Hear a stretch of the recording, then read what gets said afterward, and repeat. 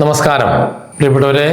പാലാരൂപത evangelisation department ഒരുക്കുന്ന അനുഗ്രഹം എന്ന ആത്മീയ ശുശ്രൂഷയിലേക്ക് എവർക്കും ഹൃദ്യമായ സ്വാഗതം. നമ്മുടെ രൂപതയുടെ പ്ലാറ്റിനം ജൂബിലിയോടനുബന്ധിച്ച് രൂപതയിൽ നടപ്പാക്കേണ്ട കർമ്മ പദ്ധതികളെ കുറിച്ചുള്ള ചിന്തകളും നവീകരണ മേഖലയിൽ നടക്കേണ്ട പ്രവർത്തനങ്ങളും ഒക്കെ ചിന്തിക്കുകയും ചർച്ച ചെയ്യുകയൊക്കെ ചെയ്യുകയാണ് നമ്മൾ ഈ എപ്പിസോഡുകളിലൂടെ.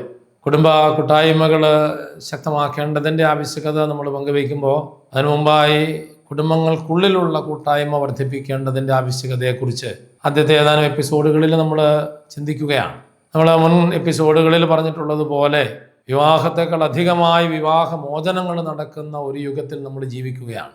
വിവാഹമോചനത്തെ ഞാൻ വെറുക്കുന്നു എന്ന് വിവാഹത്തെ സ്ഥാപിച്ച ദൈവം പറയുമ്പോഴും അതിനെല്ലാം മറികടന്ന് പല പല കുടുംബങ്ങളും ഭിന്നതയിലേക്കും ഡിവോഴ്സിലേക്കും പോയിക്കൊണ്ടിരിക്കുകയാണ്. ഉദാഹരണത്തിൽ ഭാരതത്തിൽ കഴിഞ്ഞ ഒരു വർഷക്കാലം 24,46,000 പേര് ഡിവോഴ്സ് എടുത്തു എന്ന് നമ്മൾ അറിയുമ്പോൾ അതിൽ 1,96,000 പേരും ഈ കൊച്ചു കേരളത്തിൽ നിന്നാണ് എന്നുള്ളത് നമ്മളെ വേദനിപ്പിക്കുന്ന കാര്യമാണ്. ഇങ്ങനെ ഡിവോഴ്സുകൾ നടക്കുമ്പോൾ ഇതിനൊക്കെ ഇരയാകുന്ന കുഞ്ഞുങ്ങൾ ഉണ്ട്. അവരെക്കുറിച്ചുള്ള ചിന്തകൾ നമ്മൾ പിന്നീട് പങ്കുവയ്ക്കും. എങ്കിലും അതൊക്കെ വലിയ സമൂഹത്തിന് വലിയ നൊമ്പരമുണ്ടാക്കുന്ന കാര്യങ്ങളാണ്. എന്തൊക്കെയാണ് ഈ ഡിവോഴ്സിലേക്ക് മനുഷ്യരെ കൊണ്ടുചെന്ന് എത്തിക്കുന്നത് എന്നുള്ള ചിന്തകൾ നമ്മൾ പങ്കുവെച്ച് വരുമ്പോൾ ഈ നൂതനമായ കാലഘട്ടത്തിൻ്റെ ഒരു വലിയ പ്രത്യേകത മനുഷ്യൻ്റെ സമത്വ ചിന്തയാണ്. പുരുഷനും സ്ത്രീയും സമരാണ്. അതുകൊണ്ട് ആരും ആരെയും ഭരിക്കേണ്ടതില്ല, ആരും ആരുടെ മേലും അധികാരം പ്രയോഗിക്കേണ്ടതില്ല എന്നുള്ള ചിന്തകൾ വളരെ ശക്തമായ ഒരു കാലഘട്ടത്തിലാണ് നമ്മൾ ജീവിക്കുന്നത്.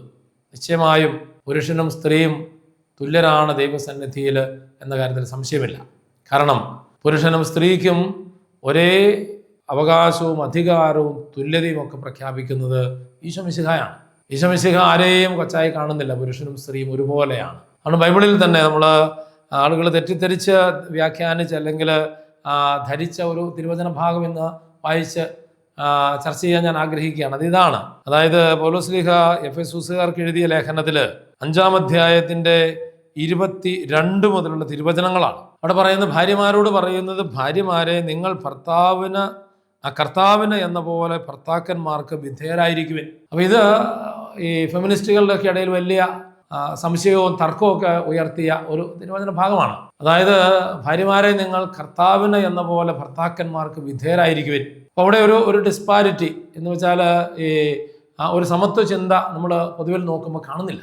കാരണം പുരുഷന്റെ മേധാവിത്വത്തിനുള്ളിലേക്ക് സ്ത്രീയോട് ഒതുങ്ങി നിൽക്കാൻ പറയുന്നതാണല്ലോ. നമ്മൾ ഇത് പറയുമ്പോൾ അനുസരിക്കുക എന്നാണ്.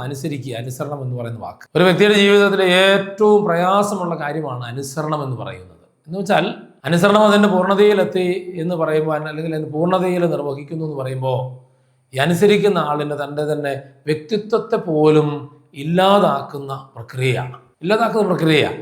ഉദാഹരണത്തിന് ഇപ്പോൾ ഒരു സന്യാസ ജീവിതത്തിലേക്ക് പ്രവേശിക്കുന്ന ഒരു വ്യക്തിയോട് 3 വൗസ് എടുക്കാൻ പറയും. 3 വൗസ് വ്രതങ്ങൾ. അതൊന്ന് ദാരിദ്ര്യവ്രതമാണ്, ഒന്ന് വ്രതം ഓഫ് ചാസ്റ്റിറ്റി അല്ലെങ്കിൽ ബ്രഹ്മചര്യ വ്രതമാണ്, മറ്റൊന്ന് അനുസരണ വ്രതമാണ്. ഇങ്ങനെ 3 വ്രതങ്ങളാണ് എടുക്കാൻ പറയുന്നത്. നമുക്ക് തിരുസഭയിൽ സന്യാസത്തിലേക്ക് വരുന്നവരൊക്കെ എടുക്കുന്ന വ്രതങ്ങൾ ഇത് 3 എണ്ണമാണ്. അപ്പോൾ അതിൽ ആദ്യത്തെ ഒരെണ്ണം എന്താണെന്ന് ചോദിച്ചു കഴിഞ്ഞാൽ, ഒന്ന് ദാരിദ്ര്യവ്രതമാണ്. ദാരിദ്ര്യം എന്ന് പറഞ്ഞാൽ ഈ ലോകത്തോടും ഇതിലുള്ള വസ്തുവകളോടുമുള്ള അടുപ്പം ഞാൻ ഉപേക്ഷിക്കുന്നു എന്ന് പറയുന്നതാണ്. രണ്ടാമത്തേത് ബ്രഹ്മചര്യവ്രതം എന്ന് പറയുന്നത്, എനിക്ക് ദൈവം തന്ന എൻ്റെ നൈസർഗിക വാസനകളെ പോലും ദൈവത്തോടുള്ള സ്നേഹത്തെ പ്രതി ഞാൻ അടക്കുന്നു, ഒതുക്കുന്നു, വേണ്ടെന്ന് വയ്ക്കുന്നു എന്ന് പറയുന്നതാണ്. അനുസരണം എന്ന് പറയുന്നത് അതിനും അപ്പുറത്തേക്കാണ്. ഞാൻ എന്നെ തന്നെ വേണ്ടെന്ന് വയ്ക്കുന്നു എന്ന് പറയുന്നതാണ്. എന്ന് വെച്ചാൽ യഥാർത്ഥ അനുസരണം പ്രാക്ടീസ് ചെയ്യുന്ന ഒരാളിനെ സംബന്ധിച്ച് അവന് അഭിപ്രായമില്ല. അവൻ അധികാരി അവനോട് എന്ത് പറയുന്നോ അതാണ് അവൻ അനുസരിക്കുന്നത്. എന്ന് വെച്ചാൽ അവൻ്റെ വ്യക്തിത്വത്തെ പോലും അടിയറ വെക്കുന്നതാണ് അനുസരണം എന്ന് പറയുന്നത്. ഇവിടെ അതുകൊണ്ട് അവർ പറയും, ഈ ഫെമിനിസ്റ്റുകളൊക്കെ പറയും, മുന്നോക്ക ചിന്താഗതിക്കാർ പറയും, ഇത് ശരിയല്ല. ഇത് മാത്രം കേട്ട് നമ്മൾ ഉറപ്പിക്കരുത്, ശരിയല്ലെന്ന് ഉറപ്പിക്കരുത്. തീർച്ചയായിട്ടും ഇവിടെ പറയുന്നത് ഭർത്താക്കന്മാർക്ക് വിധേയരായിരിക്കുമെന്നാണ്. എന്തെന്നാൽ ക്രിസ്തു തൻ്റെ ശരീരമായ സഭയുടെ ശിരസായിരിക്കുന്നത് പോലെ ഭർത്താവ് ഭാര്യയുടെ ശിരസാണ്. ഇന്നിപ്പോൾ ആളുകളൊന്നും സമ്മതിക്കുകയില്ല. എങ്കിലും ഇവിടെ പൗലോസ് ശ്ലീഹ പറയുന്നത് അതിന് കാരണം നമ്മൾ പഠിച്ചു വരികയാണ്. തുടർന്ന് വരുമ്പോൾ നമുക്ക് മനസ്സിലാവും. ക്രിസ്തു തന്നെയാണ് ശരീരത്തിന്റെ രക്ഷകൻ. സഭയാകുന്ന ഒരു സംവിധാനത്തിന്റെ ഒരു ബാക്ക്ഗ്രൗണ്ടിൽ നിന്നുകൊണ്ടാണ് പൗലോസ് ശ്ലീഹ ഇത് പറയുന്നത്. അതായത് സഭയാകുന്ന ശരീരവും അതിന്റെ ശിരസ്സാകുന്ന ഈശോയും. അതുകൊണ്ടാണ് ഈ ശിരസ്സാകുന്ന ഈശോയോട് സഭയാകുന്ന ശരീരം ചേർന്ന് നിൽക്കണം എന്ന് പൗലോസ് ശ്ലീഹ പറയുന്നത്.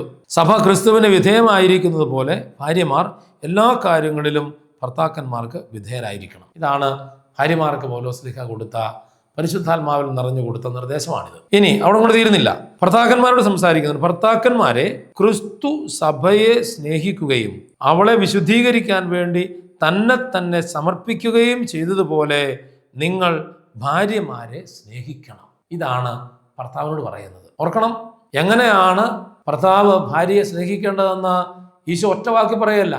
നിങ്ങൾ ആ സൗകര്യം പോലെ ഭാര്യയെ സ്നേഹിക്കണമെന്നല്ല പറയുന്നത്. പറയുന്നത് ഇങ്ങനെയാണ്: ക്രിസ്തു സഭയെ സ്നേഹിക്കുകയും അവളെ വിശുദ്ധീകരിക്കാൻ വേണ്ടി തന്നെ സമർപ്പിക്കുകയും ചെയ്തതുപോലെ നിങ്ങൾ ഭാര്യമാരെ സ്നേഹിക്കണം. എന്ന് വെച്ചാൽ ഈശോ തൻ്റെ മണവാട്ടിയായ സഭയെ സ്നേഹിച്ചത് എങ്ങനെയാണ് എന്ന് നമുക്ക് വ്യക്തമായിട്ട് അറിയാം. തൻ്റെ ശരീരവും രക്തവും എന്തിന് തന്നെ ജീവനെയും നൽകിക്കൊണ്ടാണ്. എന്ന് വെച്ചാൽ ടോട്ടൽ കനോസിസ് എന്ന് പറയുക, സമ്പൂർണമായ ഒരു ശൂന്യവൽക്കരണത്തിലൂടെയാണ് ഈശോ തൻ്റെ ശരീരമായ അല്ലെങ്കിൽ തൻ്റെ മണവാട്ടിയായ സഭയെ സ്നേഹിച്ചത്. അപ്പോൾ നമ്മൾ ഇത് തമ്മിൽ ഒന്ന് കമ്പയർ ചെയ്യുമ്പോൾ ഒരു വ്യത്യാസവും ഇല്ല. ഭാര്യ തന്നെ മറന്ന് ഭർത്താവിനെ സ്നേഹിക്കുന്നു. ഭർത്താവ് തന്നെ മറന്ന് ഭർത്താവിനെ അനുസരിക്കുന്നു. ഭർത്താവ് തന്നെ മറന്ന് ഭാര്യയെ സ്നേഹിക്കുന്നു. രണ്ട് വാക്കുകൾ ഉപയോഗിക്കുന്നത് മാത്രമേ ഉള്ളൂ: അനുസരണം, സ്നേഹം. ഇവിടെ വിവാഹ ജീവിതത്തിൽ, കുടുംബ ജീവിതത്തിൽ ഈ രണ്ട് വാക്കുകളും ഒന്ന് തന്നെയാണെന്ന് തിരിച്ചറിയാൻ കഴിയണം. അപ്പോൾ അവിടെ എന്താ, സമത്വ ചിന്തയ്ക്ക് സ്ഥാനമില്ല. സമത്വ ചിന്തയാണ് അവിടെ ഉള്ളത്. സമത്വ ചിന്തയാണ്. അതല്ലാതെ ആധിപത്യം അടിച്ചേൽപ്പിക്കുന്നതല്ല കുടുംബം. അത് ഭർത്താക്കന്മാരും തിരിച്ചറിയേണ്ടതുണ്ട്, ഭാര്യമാരും തിരിച്ചറിയേണ്ടതുണ്ട്. രണ്ടുപേരും ഒരുപോലെ തങ്ങളെ തന്നെ പരിത്യജിച്ച് ഈ കുടുംബത്തിൻ്റെ ഒന്നാകലിലേക്ക് ചേരുന്നു എന്നാണ് ഇതിൻ്റെ അർത്ഥം. ഇത് നഷ്ടമാകുമ്പോൾ ഈ സമത്വ ചിന്ത സ്വാർത്ഥ ചിന്തയായിട്ട് മാറുമ്പോഴാണ് കുടുംബങ്ങൾ തകരുന്നത്. പൗലോസ് ശ്ലീഹ ഓർമ്മപ്പെടുത്തുന്നത് നേരെ തിരിച്ചാണ്. കുടുംബത്തിന് വേണ്ടി നീ നിന്നെ തന്നെ ഇല്ലെന്നാക്കണമെന്ന് പറയുന്നത് ഭാര്യയോട്. ഭർത്താവിനോട് പറയുന്നത് അങ്ങനെ തന്നെയാണ്. കുടുംബത്തിന് വേണ്ടി നീയും നിന്നെ തന്നെ ഇല്ലെന്നാക്കണം. പഴയ കാരണന്മാരൊക്കെ അങ്ങനെയാണ് ചെയ്തിട്ടുള്ളത്. നമ്മുടെയൊക്കെ പൂർവികര്, നമ്മുടെ മാതാപിതാക്കള് കുടുംബത്തിന് വേണ്ടി ജീവിച്ചവരാണ്, കുടുംബത്തെ സ്നേഹിച്ച് ജീവിച്ചവരാണ്. അതുകൊണ്ട് അന്നത്തെ കുടുംബങ്ങളെല്ലാം ഐശ്വര്യപൂർണ്ണമായിട്ട് നിലനിന്നു. ആ കുടുംബങ്ങളിലെല്ലാം സാമ്പത്തിക പ്രതിസന്ധികളും ദാരിദ്ര്യമൊക്കെ ഉണ്ടായിരുന്നെങ്കിലും കുടുംബങ്ങളിലെല്ലാം ദൈവ സാന്നിധ്യം നിലനിന്നിരുന്നു. ഇന്ന് സമ്പത്തൊക്കെ ഉണ്ടാവും, പക്ഷേ നിലനിൽക്കാത്തത് ദൈവ സാന്നിധ്യമാണ്, അനുഗ്രഹമാണ്.